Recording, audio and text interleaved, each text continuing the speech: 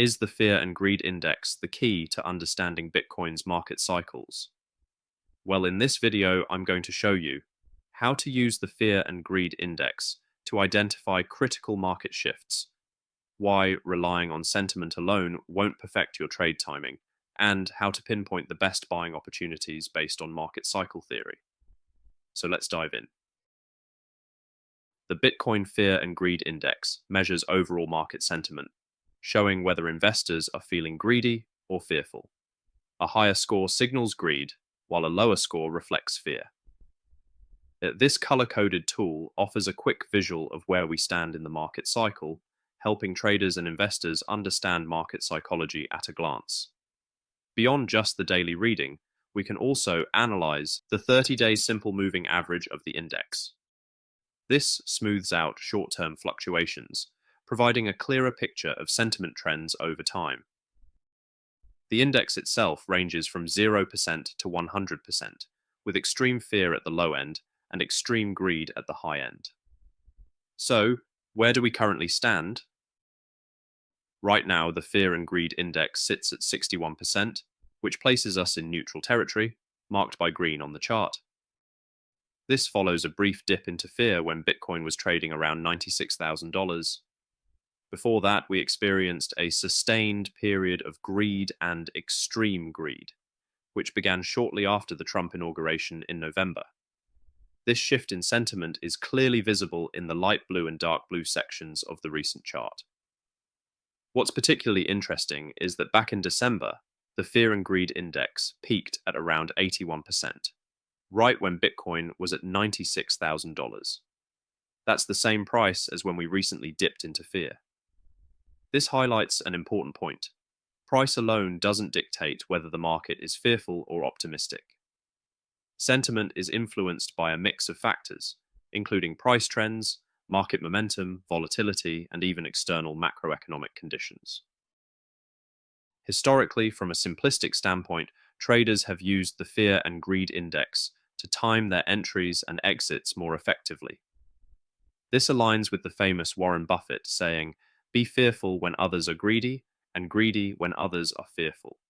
If you follow a dollar-cost averaging strategy, selectively increasing your purchases when the market is in fear or extreme fear, while scaling back when sentiment shifts into greed or extreme greed, you'd have historically performed well over multiple cycles. However, as we'll see, relying too heavily on fear and greed alone can also lead to missed opportunities. Let's take a look at the 2021 Bitcoin rally as an example. We first entered extreme greed territory when Bitcoin was around $15,000. If you had started to exit your position at that point, assuming the market had become too greedy, you would have missed out on an additional 4 times increase in Bitcoin's price before it eventually peaked. Ironically, peak fear and greed came in at 92% when Bitcoin was only at $30,000, far below the final top. By the time Bitcoin actually reached its peak price, the index had already cooled off, sitting somewhere between 70% and 80%. This shows why relying solely on the Fear and Greed Index for exits can be risky. It also highlights an important psychological aspect of market cycles. The final parabolic phase of a rally is often driven less by measured sentiment and more by FOMO and retail frenzy. Once extreme greed is established, it can last for months, drawing in the majority of retail investors who push prices even higher. If you're finding these on-chain insights valuable and want to stay ahead of the game, hit the like button, subscribe to the channel, and turn on notifications so you never miss an update. Now let's dive back into the analysis. On the flip side, Bitcoin frequently dips into fear territory, especially when prices take a sharp downturn. As we saw during the 2022 bear market, the Fear and Greed Index remained in extreme fear for months, while Bitcoin's price continued declining. This reinforces another key point. Trying to use this index to time the exact bottom isn't particularly effective. Bitcoin tends to stay in fear or extreme fear for prolonged periods during bear markets, meaning that waiting for a sentiment shift before buying could cause you to miss out on early recovery phases. However, While the index may not be great for calling exact bottoms, it can be very useful during bull markets. Whenever Bitcoin dips into fear or extreme fear while maintaining strong price action, it often presents an excellent buying opportunity before the next move higher. In these conditions, fear-driven dips tend to be short-lived and can offer favorable entries for those looking to build long-term positions. So, what does this tell us about the current market? Right now, we're sitting in neutral territory, which historically suggests we're in a consolidation phase. These neutral zones tend to coincide with choppy, range-bound price action as the market decides whether to break to the upside or downside. It's neither an optimal bull market dip nor a terrible time to continue dollar cost averaging. In other words, we're in a waiting period where market direction remains undecided. A 61% fear and greed reading aligns well with our other risk indicators, which also suggest we are over halfway through this phase of the bull cycle.